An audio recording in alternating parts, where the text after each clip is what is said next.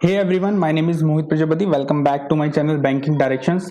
सो दोस्तों, जैसा कि मैंने आपसे कहा था, मैं एक 15 डेज का शेड्यूल आपको प्रोवाइड करूंगा, प्रैक्टिस शेड्यूल, जो कि आपको फॉलो करना होगा आईपीएस, पीओ, एसबीआईपीओ, आईपीएस क्लर्क के लिए। तीनों एग्जामों के लिए रहने वाला है। कल मैंने देने के लिए बोला था, बट कल मैं अपने घर के काम में बहुत ज्यादा बिजी था। मैं खुद रात में फ्री हुआ हूँ, तो कल तो मैं प्रोवाइड नहीं कर पाया। काफी बच्चों के टेलीग्राम पर भी मैसेज आए थे शेड्यूल को लेकर, तो मैंने कहा था कि मैं मॉर्निंग में दे दूंगा, तो मैं ये आपको अब प्रोवाइड कर रहा हूं। तो दोस्तों, इस वीडियो को प्लीज कंप्लीट देखना, क्योंकि मैं थोड़ा सा आपको बैलेंस तरीके से बताऊंगा, क्योंकि काफी बच्चे मेंस की भी तैयारी कर रहे हैं और उनको प्रीलिम्स की भी करनी होगी। कुछ बच्चों का ऐसा है कि उनको एसबीआई क्लर्क भी अच्छा नहीं गया और आरआरबी पीओ भी क्लियर नहीं हुआ है, तो उनको कंप्लीटली प्रीलिम्स पर भी फोकस ही करना होगा अभी। इसीलिए इस वीडियो को कंप्लीट देखना, ध्यान से सुनना, क्योंकि ऐसा होगा कि कुछ चीजें आपको अपने हिसाब से करनी होंगी, कुछ चेंजेस आपको अपने हिसाब से करने होंगे। बिकॉज आपका क्या टाइम रहने वाला है, आप कौन से टॉपिक में स्ट्रांग हो और कौन से टॉपिक में वीक हो, ये मैं नहीं जानता हूं। इसलिए उसके हिसाब से आपको चेंजेस करने होंगे और मैं आपको इनसाइट प्रोवाइड करूंगा कि किस तरीके से करने होंगे। तो वही चीज है, यहाँ पर टाइम को बहुत अच्छे से मैनेज करना होगा। अगर टाइम को मैनेज नहीं करेंगे तो कहीं ना कहीं हम एक ही चीज पर रह जाएंगे, या मेंस पर या प्रीलिम्स पर। तो दोनों की साथ में लेके चलेंगे, थोड़ा थोड़ा चाहे लेके चलेंगे, बट साथ में लेके चलेंगे तो ये रहेगा कि हम कहीं ना कहीं टॉपिक को कर रहे हैं और हम उससे अपनी उसके अंदर अपनी पकड़ बना रहे हैं, उससे पीछे नहीं हट रहे हैं। तो बस ये इतना ध्यान रखना है आपको, कंप्लीटली फॉलो करना है और बिल्कुल रिलीजियसली फॉलो करना है। बिल्कुल दिमाग में कोई निगेटिव थॉट नहीं लेके आना है आप आरआरबी पीओ को लेकर। और अब हम आने वाले एग्जाम्स पर फोकस करने वाले हैं। तो देखो, सबसे पहले बात करता हूं मैं क्वांट की। अब देखो, क्वांट को प्रैक्टिस करना है आपको, और क्वांट में डेली क्या क्या करना है आपको पता है। डेली मिसलिनियस टॉपिक को लेकर और डीआई को लेकर सबसे जो पेपर में मार्जिन रहता है वो इन्हीं सब का रहता है, और अर्थमेटिक का रहता है। जो 70 to 80% रहता है वो डीआई और simplification, number series and quadratic, इनका रहता है। अब डेली आपको देखो क्या करना है। डेली आपको डीआई करनी है, 5 डीआई एंड एक केसलेट। अब आपकी देखो स्पीड तो काफी थोड़ी आ गई होगी, ऐसा नहीं है आप अब बहुत टाइम लगा लेते हो उसके अंदर। अब बहुत टाइम नहीं लगता होगा, हद से हद एक डीआई को करने में 4 मिनट लगते होंगे, बस 4 या 5 मिनट। तो 5 मिनट भी लगते हैं तो 5 डीआई को करने में 25 मिनट लग जाएंगे आपको। तो ज्यादा टाइम आपको नहीं लगेगा। अब देखो करना किधर से है। ये अब सबसे ज्यादा बच्चों को ये प्रॉब्लम होती है कि अब डेली आपने बता तो दिया कि 5 केसलेट करनी है, 5 डीआई करनी है, एक केसलेट नहीं करनी है, करेंगे कहां से। अब देखो, सबसे सोल्यूशन बता रहा हूं मैं, इस चीज को ध्यान से सुनना।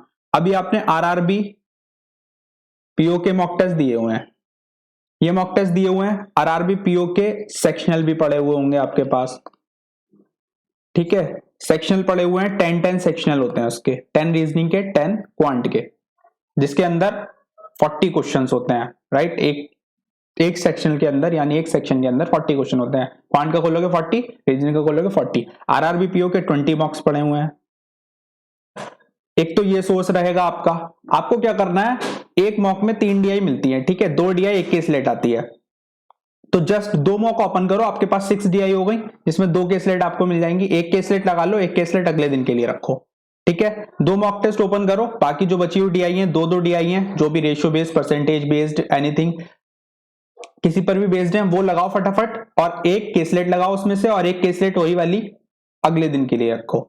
तो इसी तरीके से आपको रखना है। इसी तरीके से जब आप ये कंप्लीट कर लो, और फिर आपको सेक्शनल पर मूव कर जाना है। फिर आप सेक्शनल लगाने स्टार्ट कर दो, आप सेक्शनल के क्वेश्चंस खत्म करना स्टार्ट कर दो। इसी तरीके से यहाँ इसी में इन्हीं मॉक टेस्ट में आपको सिंप्लीफिकेशन मिलेंगे, इन्हीं मॉक टेस्ट में आपको नंबर सीरीज मिलेगी, इन्हीं मॉक टेस्ट में आपको क्वाड्रेटिक मिलेगी, ठीक है। अब जब ये हो जाए, या कुछ बच्चों ने इनको प्रैक्टिस भी कर लिया होगा, तो डबल प्रैक्टिस करनी है। ऐसा नहीं है प्रैक्टिस कर लिया तो अब नहीं करेंगे, डबल प्रैक्टिस करनी है, वो और ज्यादा स्ट्रांग बनाएगा आपको। फिर आते हैं आपके पास क्विज। क्विज आते हैं पीएम के, प्रैक्टिस मॉक के। तो क्विज बहुत ज्यादा इंपॉर्टेंट होते हैं ये वाले, क्योंकि बहुत सारे क्विज पड़े हैं, ये फ्रीली अवेलेबल रहते हैं हर किसी को। आप ऐप डाउनलोड करोगे या वेबसाइट पर भी जाओगे तो आपको मिल जाएंगे। तो क्विज रहते हैं, ये क्विज लगाने हैं। एक क्विज, एक डीआई का अगर क्विज ओपन करोगे तो 2 डीआई होती है। एक डीआई का क्विज ओपन करोगे तो उसके अंदर आपको 2 डीआई मिलेंगी, ठीक है, ऐसी सिंप्लीफिकेशन का ओपन करोगे तो 10 सिंप्लीफिकेशन मिलेंगे आपको। सिंप्लीफिकेशन का ओपन करोगे तो इस तरीके से, क्वाड्रेटिक का ओपन करोगे तो 10 क्वाड्रेटिक मिलेंगी। इस तरीके से नंबर सीरीज तो 10 नंबर सीरीज मिलेगी, इसमें 5 रॉन्ग होती हैं, 5 और मिसिंग होती हैं। तो ये आपका सोर्स रहने वाला है। ठीक है, अब सोर्स के लिए परेशान मत होना। अब ये एक सब्जेक्ट सिर्फ क्वांट के लिए नहीं करना है, ये आपको हर सब्जेक्ट के लिए करना है। दैट इज रीजनिंग के लिए भी ऐसे ही करना है और इंग्लिश के लिए भी ऐसे ही करना है। तो मैंने इसी तरीके से पहले में ही समझा दिया है कि आपको करना किस तरीके से। तो अब बात आती है अर्थमेटिक की। तो अर्थमेटिक काफी बच्चे तो इग्नोर ही करके चलते हैं कि अर्थमेटिक तो हम करेंगे नहीं जब तक हमारा प्रीलिम्स नहीं होगा। तो ये बहुत बड़ी गलती रहती है अपनी। आप करो अर्थमेटिक, बट उसके 5 to 10 क्वेश्चंस करो।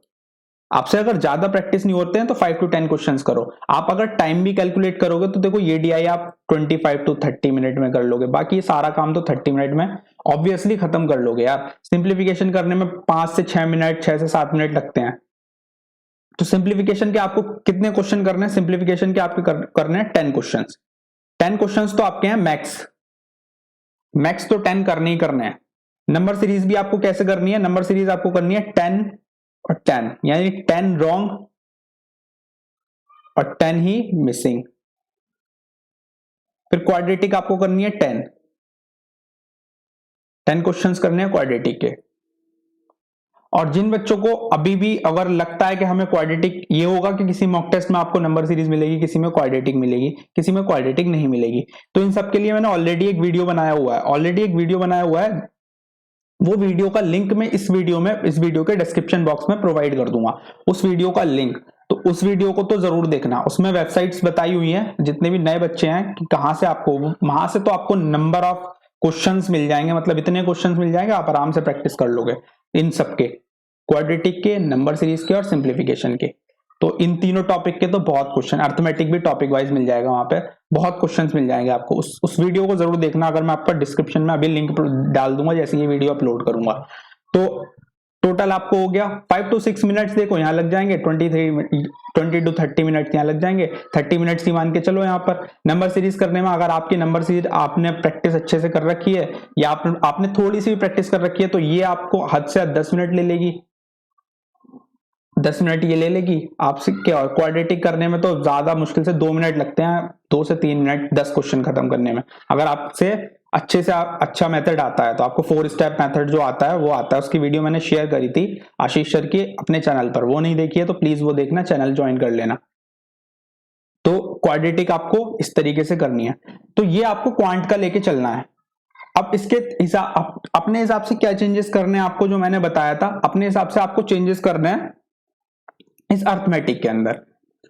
अर्थमेटिक में देखो मुझे नहीं पता आपको कौन से टॉपिक आते हैं, मैंने 5 to 10 क्वेश्चंस बता दिया। आप सोचोगे 5 to 10 क्वेश्चंस करें किस टॉपिक के, आपको देखो मिक्स टॉपिक लेके चलने हैं। मैं क्या करता हूं, मैं डेली ऐसा नहीं करता कि एक टॉपिक लेके चलता हूं, मैं डेली मिक्स क्वेश्चन उठाता हूं। जैसे मॉक टेस्ट के 10 क्वेश्चन आते हैं, 10 में मिक्स होते हैं, तो मैं वो उठाता हूं, उसमें मिक्स क्वेश्चन मेरे सारे प्रैक्टिस हो जाते हैं, तो वो कॉन्सेप्ट में भूलता नहीं हूं। कभी कोई सा कॉन्सेप्ट लर्न हो जाता है, कभी कोई सा कॉन्सेप्ट लगता है, तो सारे कॉन्सेप्ट याद रहते हैं। अगर आपने 3-4 टॉपिक भी प्रैक्टिस कर रखे हैं ना अभी अर्थमेटिक के अच्छे से, तो उन 3-4 टॉपिक के क्वेश्चंस लेके चलो और बाकी टॉपिक धीरे धीरे निपटाते हुए चलो। ऐसा नहीं करना होगा कि आपको बाद में निपटाना है। अर्थमेटिक आप जितना जल्दी आप निपटा लोगे तो मेंस के टाइम पे आपको उतनी प्रॉब्लम कम होगी, तो ये चीज आपको करनी होगी।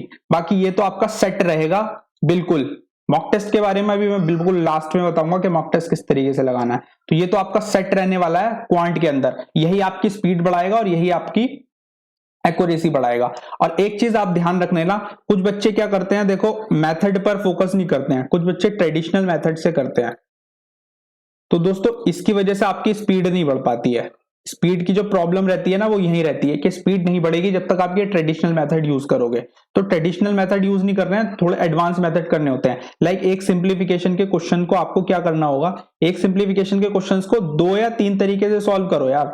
एक सिंप्लीफिकेशन के क्वेश्चन को देखो, कुछ बच्चे होते हैं, लाइक अगर मैं आपको बताऊं तो अगर किसी को दे दिया जाए 25 इंटू 24, तो कुछ बच्चे क्या करेंगे 25 की 20 से मल्टीप्लाई करेंगे, फिर 4 से मल्टीप्लाई करेंगे। और किसी बच्चे को अच्छा आसान मेथड आता होगा तो वो क्या करेगा, इस 25 को जस्ट कंसीडर करेगा 100/4 इंटू 24, दिमाग में इसको 600 लिख देगा। तो कुछ इस तरीके से कर देंगे। तो ये चीज होती है, देखो अब जो बच्चा इस तरीके से करेगा ऑब्वियसली वो आपसे 2 सेकंड पहले करेगा बट कर लेगा ना, 2 सेकंड भी उसने बचाए ना अपने अपने। तो ये चीज होती है, एक एक सेकंड की कीमत होती है दोस्तों। तो ये होता है सिंप्लीफिकेशन। क्वाड्रेटिक में डिफरेंस निकाल, जैसे नंबर सीरीज हो गया, नंबर सीरीज में डिफरेंस निकालने के तरीके अलग अलग लेके आओ अपने, कि हम डिफरेंस किस तरीके से अच्छे से निकाल सकते हैं, कैसे नंबर्स अगर हमारे पास डिफिकल्ट है तो हम क्या करना चाहिए हमें। तो ये आपको खुद के दिमाग पर स्ट्रेस डालना होगा इन सारी चीजों के लिए, और जब आप ये चीजें कर लोगे और बेस्ट मेथड फाइंड करके अपना उस पर स्टिक रह जाओगे ना, तो तभी आपकी बात स्पीड बढ़ने लग जाएगी क्वांट के अंदर। तो क्वांट का तो सिर्फ यही रहना है। अब क्वांट में हो गया, लगभग लगभग आपको डेली आपको सिर्फ 1 आवर प्रैक्टिस करनी होगी इसकी, डेली 1 आवर तो देना ही होगा देखो इसको प्रीलिम्स के लिए अभी भी। नेक्स्ट बात करते हैं रीजनिंग की।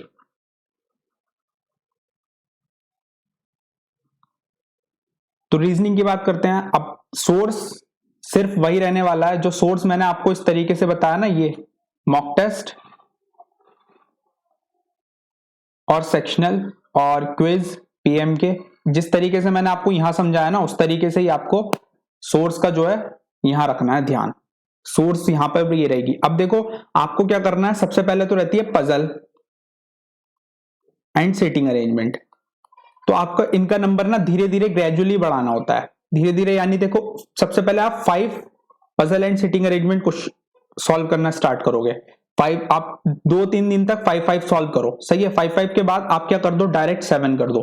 फिर आप 2-3 दिन तक 7 सॉल्व करो, फिर आप क्या कर लो इसको 8 या 9 कर दो, 2-3 दिन तक, फिर 8-9 करो, फिर आपका धीरे धीरे इस तरीके से 10 कर दो। तो 10 तक आप लेके चले जाओ, मैक्स होती है 10 आपको puzzle and sitting arrangement solve करके अपनी लेके जानी है। 10 तक आपको लेके जाना है, चाहे वो आप 15 डेज में पहुंच रहे हो ना, तब भी आपको पहुंचना है। फिर देखो सबसे इंपॉर्टेंट रहता है मिसलिनियस। कुछ बच्चे कहते हैं कि रीजनिंग में स्पीड नहीं आती है। स्पीड आने की सिर्फ और एक्यूरेसी आने की सिर्फ यही वजह होती है कि आप मिसलिनियस को थोड़ा इग्नोर करके चलते हो।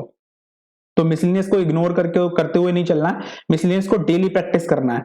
तो मिसलिनियस बहुत ज्यादा इंपॉर्टेंट होता है। अब देखो मिसलिनियस कैसे करना है आपको। मिसलिनियस जैसे अब आता है सिलॉजिज्म, तो सिलॉजिज्म के आप क्या करोगे, 5 to 10 क्वेश्चंस डेली लगाओगे, 5 to 10 क्वेश्चंस, ठीक। फिर ऐसे आता है कोडिंग डिकोडिंग। कोडिंग डिकोडिंग का आप एक क्वेश्चन एक सेट डेली लगाओगे, एक सेट में 5 क्वेश्चंस होते हैं, एक सेट डेली लगाओगे। इसी तरीके से आता है ब्लड रिलेशन, तो इसका भी एक सेट हो गया। इसी तरीके से आता है डायरेक्शन डिस्टेंस, इसका भी एक सेट हो गया। फिर आता है आपको ऑर्डर एंड रैंकिंग, इसका भी एक सेट हो गया। ये चीजें होती है। बाकी आता है इनइक्वालिटी, इसका एक सेट हो गया। और बाकी थोड़े बहुत जो क्वेश्चंस आते हैं वन लाइनर, जो वन लाइनर आते हैं ना, इनके भी आप प्रैक्टिस करा करो क्वेश्चंस, क्योंकि ये वन लाइनर भी कभी कभी हमें बहुत फायदा पहुंचा देते हैं। जब हमारे पास टाइम सेविंग होती है और हम प्रैक्टिस करते हैं ना वन लाइनर, तो वो गलत नहीं होते हैं। जैसे कि मैं वन लाइनर करता नहीं था, तो मेरा 1-2 क्वेश्चन वन लाइनर का गलत हो जाता है, अभी भी एग्जाम में हुआ है। तो इसलिए वन लाइनर भी प्रैक्टिस करना स्टार्ट कर दो। जैसे पेयर, नंबर ऑफ पेयर वाला आता है, और कुछ अल्फाबेट को चेंज कराते हैं, इस तरीके से क्वेश्चन जो आते हैं एक एक नंबर के और एक एक लाइनर वाले, तो उसको प्लीज प्रैक्टिस करो।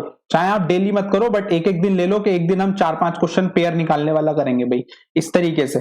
लाइक आपको वन डे मत करो, जैसे एक दिन आपने उठाया और आपने क्वेश्चन उठाया 5 क्वेश्चन, और 5 क्वेश्चन आपने पेयर वाले प्रैक्टिस कर लिए। फिर अगले दिन आपने उठाया, आपने कुछ जैसे न्यूमेरिक में चेंजेस कराते हैं कि असेंडिंग ऑर्डर में लगा दिया, डिसेंडिंग ऑर्डर में लगा दिया, तो कितनी डिजिट सेम पोजीशन पर रहेंगी, तो इस तरीके के क्वेश्चंस उठा लिए। इस तरीके से उठाना है आपको। अब देखो आप कहोगे कि यार ये तो बहुत सारे टॉपिक हो गए। अब टॉपिक तो बहुत सारे हो गए, लेकिन टाइम कितना लगता है इन्हें करने में, आपने ये सोचा है कभी? 5 to 10 क्वेश्चन सिलॉजिज्म के करने में, अगर आप एक क्वेश्चन को 30 सेकंड या 40 सेकंड के अंदर बना देते हो, कॉन्सेप्ट आपके अच्छे हैं, सारे कॉन्सेप्ट आपके क्लियर हैं सिलॉजिज्म के, तो 5 to 10 क्वेश्चन करने में 4 मिनट्स लगते हैं, सिर्फ 4 मिनट, इससे ज्यादा नहीं लगता है। कोडिंग डिकोडिंग करने में सिर्फ 2 मिनट जाते हैं मैक्सिमम, क्वेश्चंस के साथ कह रहा हूं मैं। कोडिंग डिकोडिंग बनाई और क्वेश्चंस भी सॉल्व कर दिए। ब्लड रिलेशन करने में भी सिर्फ 2 मिनट ही जाते हैं यार, एक सेट करने में। ऐसी इसी तरीके से प्रीलिम्स का डायरेक्शन डिस्टेंस करने में 2 मिनट हद से हद।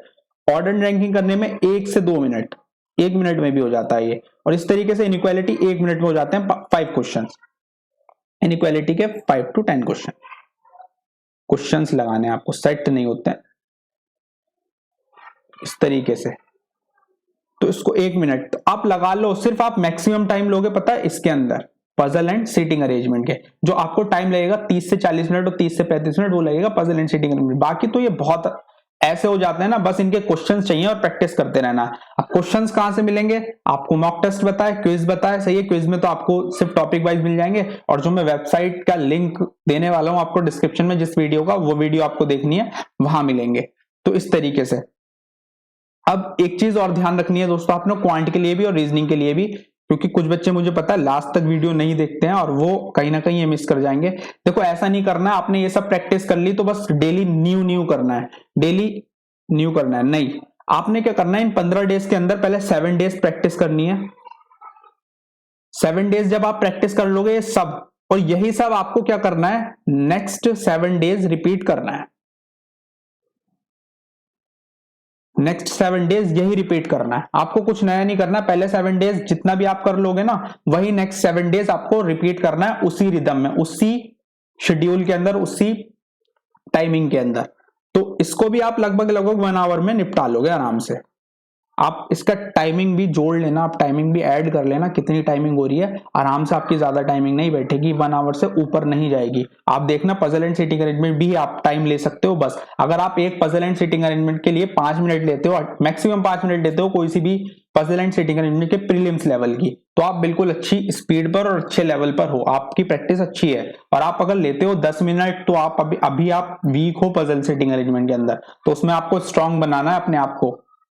और पजल एंड सेटिंग अरेंजमेंट का यही रहता है, देखो ये सिर्फ रहती है प्रैक्टिस के ऊपर, और ऑलवेज ऐसे नहीं करना होता है कि प्रैक्टिस सिर्फ एक ही तरीके से करनी होती है। हमेशा पजल एंड सेटिंग अरेंजमेंट को डिफरेंट डिफरेंट तरीके से सॉल्व किया करो। लाइक अगर आपकी कोई कंडीशन सही बैठ रही है और कोई गलत बैठ रही है, तो तुम गलत वाली को भी करो पहले कि क्यों गलत बैठ रही है, और सही वाली आपको पता है एक बार में सही बन जाएगी, सही बन गई तो आप क्या छोड़ते हो, बाकी जो पॉसिबिलिटीज होती हैं उसको लीव कर देते हो। नहीं, उन पॉसिबिलिटीज को भी चेक करो। जब उन पॉसिबिलिटीज को आप चेक करोगे, आपका दिमाग बहुत तेज चलने लगेगा। तो ये सिर्फ माइंड सॉल्विंग क्या, माइंड गेम ही तो होता है एक तरीके से। तो ये तो आप जितना करोगे आपका दिमाग उतना तेज चलेगा, और उतनी तेजी से आप कैच कर पाओगे चीजों को और कंडीशन को। तो कंडीशन लिंक करना और पजल के अंदर और हर एक पॉसिबिलिटी को दिमाग में कैंसिल करना बहुत ज्यादा अच्छा होता है प्रीलिम्स लेवल की। मेंस लेवल नहीं कर पाओगे, मेंस लेवल को तो लगानी पड़ेगी कंडीशन, लिखना भी पड़ेगा, करना भी पड़ेगा, बट नहीं, ऐसे नहीं करना होता है। प्रैक्टिस नहीं कर पाओगे, जब तक प्रैक्टिस नहीं करोगे जब तक नहीं होगा। अब नेक्स्ट रहता है इंग्लिश।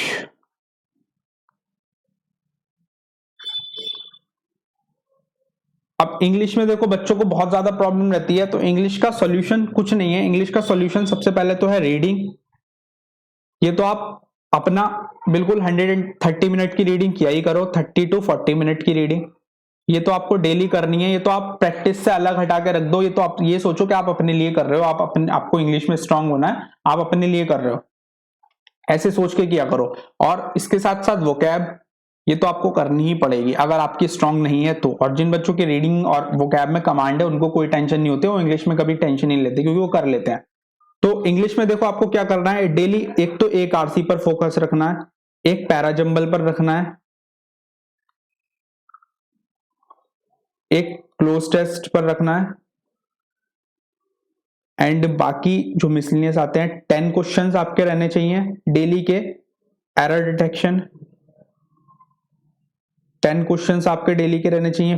फिलर्स और बाकी जो क्वेश्चंस रहते हैं लाइक वर्ड स्वैप हो गए, वर्ड स्वैप हो गया, और फिर आपके मैच द कॉलम हो गए, एंड फ्रेज रिप्लेसमेंट हो गया,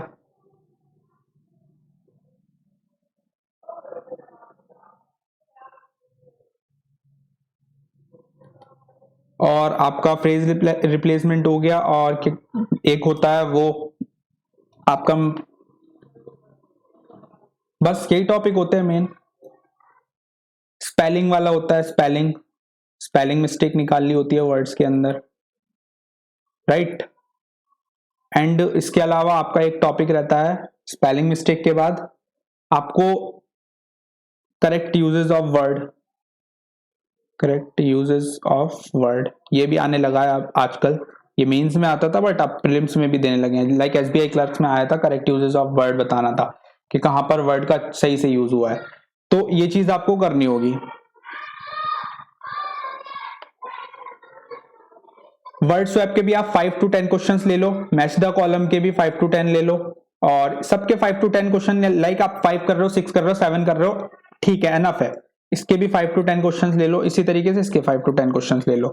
अब देखो करना कैसे होता है, मान लो आप एरर डिटेक्शन में स्ट्रांग हो, तो आप एरर डिटेक्शन के 10 क्वेश्चन अभी प्रैक्टिस कर रहे हो, वो प्रैक्टिस करने हैं चाहे आप स्ट्रांग हो या नहीं हो, क्योंकि अगर एरर डिटेक्शन नहीं करोगे तो कहीं ना कहीं रूल्स भूल जाओगे और फिर वहां पर डिटेक्ट करना आप भूल जाओगे, वहां पर प्रॉब्लम आएगी। एक आरसी, एक पैराजंबल, एक क्लोज टेस्ट, ये करने में देखो आप सोचोगे कि यार बहुत इतने सारे टॉपिक्स बता दिए मैंने और आपको लगेगा कि बहुत समय लगता है। अगर एक एरर डिटेक्शन के 10 क्वेश्चन है और 10 क्वेश्चन आपसे पता है कितने देर में हो जाते हैं, 2 मिनट में हो जाते हैं। अगर आपसे डिटेक्ट करना आता है अच्छे से तो आप कर लोगे, आपको पता है ग्रामर में ये गलती है यहाँ पे कर लोगे, और नहीं आता है नहीं करोगे। रीडिंग स्पीड आपकी ये होगी तब, अगर आपकी रीडिंग स्पीड नहीं है तो आप 2 मिनट तो उसे पढ़ने में लगा दोगे, 4 सेंटेंस को, पॉइंट तो बाद में करोगे, एरर क्या है यहाँ पर, बट उसे 2 मिनट पढ़ने में ही लगा दोगे। तो इसीलिए रीडिंग करना इज वेरी इंपॉर्टेंट। इसी तरीके से पिलर्स भी 1 से 2 मिनट में हो जाते हैं।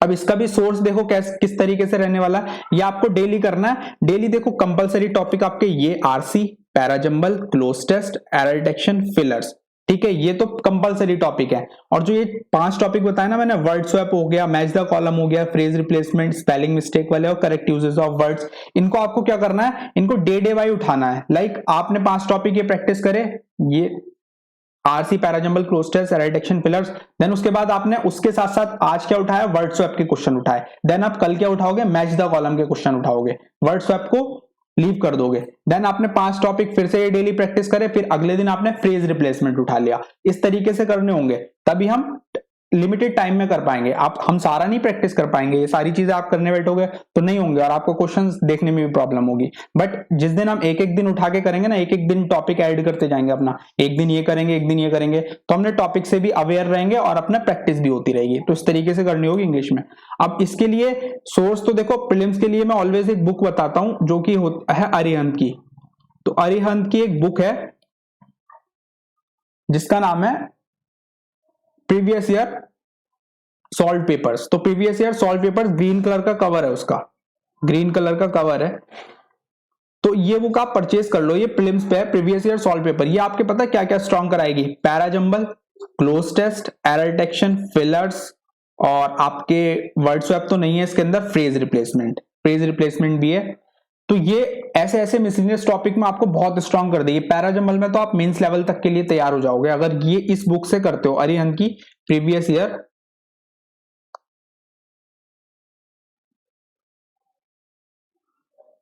Solve paper. ये आप गूगल करना previous year solve paper English की, तो आपको मिल जाएगी। ग्रीन कलर का कवर है इस बुक का और ये आपको बहुत ज्यादा हेल्प करेगी। इसकी आप पीडीएफ, कुछ बच्चे कहते हैं अगर मैं बता देता हूं तो पीडीएफ आप बता दो, पीडीएफ नहीं मिलती है यार, इसकी पीडीएफ नहीं अवेलेबल है। मैंने भी काफी सर्च करी थी बट नहीं मिली। आप ये बुक ही परचेस कर लो ना, 200-300 रुपए की बुक परचेस करने में जो हमें फायदा दे रही है, कोई प्रॉब्लम नहीं होती है। 200-300 रुपए आप वैसे भी खर्च कर दोगे कहीं ना कहीं, तो आप ये परचेस कर लो, काफी अच्छी है। इसका जो कवर है, इसका मैं फोटो शेयर कर दूंगा अपने चैनल पर। तो देखो चैनल जरूर ज्वाइन कर लो, @बैंकिंग डायरेक्शंस। अभी तक आपने ज्वाइन नहीं किया है तो टेलीग्राम चैनल पर जरूर सर्च करना है। टेलीग्राम पर जैसे ही आप सर्च करोगे @बैंकिंग डायरेक्शंस, स्पेस नहीं देना है बैंकिंग और डायरेक्शंस के बीच में, ऐसी कंप्लीट सर्च करना है और बी कैपिटल लगाना, तो आपको चैनल मिल जाएगा और चैनल ज्वाइन कर लो जरूर। तो दोस्तों ये आपको फॉलो करना है 15 डेज के लिए, और यहां पर भी वही चीज रहने वाली है। 7 डेज तक प्रैक्टिस करोगे आप, जैसे मैंने पहले बताया, फिर नेक्स्ट 7 डेज तक आप क्या करोगे, रिपीट करोगे। नेक्स्ट 7 डेज तक रिपीट, तो यहां पर भी यही चीज रहने वाली है। तो कंप्लीट शेड्यूल था ये, आपको आज से ही लग जाना है। यहां पर भी आपको मुश्किल से 1 आवर लगेंगे, 1 आवर लगेंगे, तो आपको आज से ही लग जाना है इस चीज के अंदर। अब एक चीज और रह गई है, मॉक टेस्ट। तो मॉक टेस्ट की बात कर लेते हैं। देखो स्लाइड सेंड हो गई है, मॉक टेस्ट की बात कर लेते हैं। तो मॉक टेस्ट में आपको क्या करना है, देखो सिर्फ मॉक टेस्ट मॉक टेस्ट आपको बिल्कुल लगाने हैं, प्रीलिम्स लेवल के लगाने हैं, बट इन 15 दिन के अंदर सिर्फ आपको कितने मॉक टेस्ट लगाने हैं? 5 मॉक टेस्ट। 5 मॉक टेस्ट लगाने हैं और वो लगाने हैं आपको 2-2 दिन या 3-3 दिन के गैप पर, 2 डेज या 3 डेज के गैप पर। तो 5 मॉक टेस्ट इन 15 डेज के अंदर हमने लगाने हैं। और कितने दिन के गैप पर लगाने हैं? हमने गैप पर लगाने हैं 2 डेज गैप रखना या फिर 3 डेज गैप रखना। 3 डेज गैप रखोगे तो बेटर है अभी, क्योंकि आप मॉक टेस्ट एनालाइज करके अपनी गलतियों को सुधारोगे और आराम से फिर अगले मॉक टेस्ट में क्या करोगे? अच्छा परफॉर्म करोगे। अब देखो, कुछ बच्चे होते हैं जो एक एक सब्जेक्ट में काफी स्ट्रांग होते हैं, कुछ बच्चे होते हैं रीजनिंग में स्ट्रांग। तो यही चीज मैं कह रहा था आपसे, अगर आप रीजनिंग में स्ट्रांग हो ना, तो रीजनिंग को थोड़ा सा समय बचा लो रीजनिंग से और इंग्लिश और क्वांट पे इन्वेस्ट करो। आप इंग्लिश में स्ट्रांग हो तो इंग्लिश से समय बचा लो, रीजनिंग और क्वांट पे इन्वेस्ट करो। तो ये चीज आपको करनी होगी थोड़ी। तो ये चीज आप अपने हिसाब से डिसाइड करोगे। यही चीज मैं कह रहा था कि आपको अपने हिसाब से भी चेंजेस करने होंगे थोड़ा टाइम को सेव करने के लिए, बिकॉज मुझे तो नहीं पता है ना आप कहाँ स्ट्रांग हो कहाँ वीक हो। तो ये रहने वाला है। इसी तरीके से अब मैं डेली प्रैक्टिस करूंगा, बिकॉज मैं क्या करता था, मेंस पर ज्यादा फोकस करता था। प्रीलिम्स का मुझे रहता था कि यार प्रीलिम्स तो मैं कर लेता हूं, अच्छे से हो जाता है प्रीलिम्स, तो इसलिए मैं ज्यादा प्रैक्टिस नहीं करता था प्रीलिम्स की। करता था, मॉक टेस्ट भी लगाता था, और जहां मुझे लगता था ये वीक टॉपिक्स हो रहे हैं मेरे, तो मैं उनको प्रैक्टिस करता था। बट ये नहीं था कि मैं डेली शेड्यूल अपना, जो मैं पहले जिस टाइम पर मैं लास्ट ईयर जैसे मैं प्रीलिम्स करता था, प्रैक्टिस उस तरीके से करता था, उस तरीके से मैंने इस बार नहीं किया, और कहीं ना कहीं मुझे इसका कॉन्सिक्वेंस देखने को मिला। तो मुझे आरआरबी पीओ में इसका कॉन्सिक्वेंस देखने को मिल गया। तो मैं ये चीज मैंने दिमाग से सोच लिया और एनालाइज कर लिया, अब मैं ये चीज नहीं करने वाला हूं। यही मेरा शेड्यूल रहेगा 15 डेज तक, यही मेरा शेड्यूल रहेगा, यही आपका रहना चाहिए। कंप्लीट प्रीलिम्स पर फोकस करना है। और मेंस का मैंने आपको बता ही रखा है, यहाँ पर आपको देखो 3 to 4 आवर्स आप यहाँ पे प्रीलिम्स पे इन्वेस्ट कर दोगे। बाकी जो बचे हुए 3 आवर्स हैं और 3 to 4 आवर्स हैं, वो आप क्या करो, मेंस पर इन्वेस्ट करो। 5 आवर्स 4 आवर्स 5 आवर्स आप मेंस को दे दो, और बाकी के बचे हुए 2-3 आवर्स यहाँ पर दे दो। और जिन बच्चों का क्लियर हो गया आरआरबी पीओ, वो तो कंप्लीट मेंस पर फोकस करो। और जैसा कि मैंने बताया दोस्तों, अगर आपका एसबीआई क्लर्क क्लियर हो जाता है तो आप प्रीलिम्स को थोड़ा होल्ड पर रख देना और आप एसबीआई क्लर्क के सिर्फ मेंस पर फोकस करना, क्योंकि उस टाइम पर वही सबसे ज्यादा इंपॉर्टेंट होगा हमारे लिए। तो इसीलिए ये चीज आपको करनी पड़ेगी, खुद से आपको थोड़े चेंजेस करने पड़ेंगे समझकर। तो यही पूरा ओवरऑल शेड्यूल रहेगा 15 डेज के लिए। वीडियो को कंप्लीट ही देखना, कंप्लीट तो अब तक अपने देख ली होगी, अगर देखी होगी तो। Thank you so much.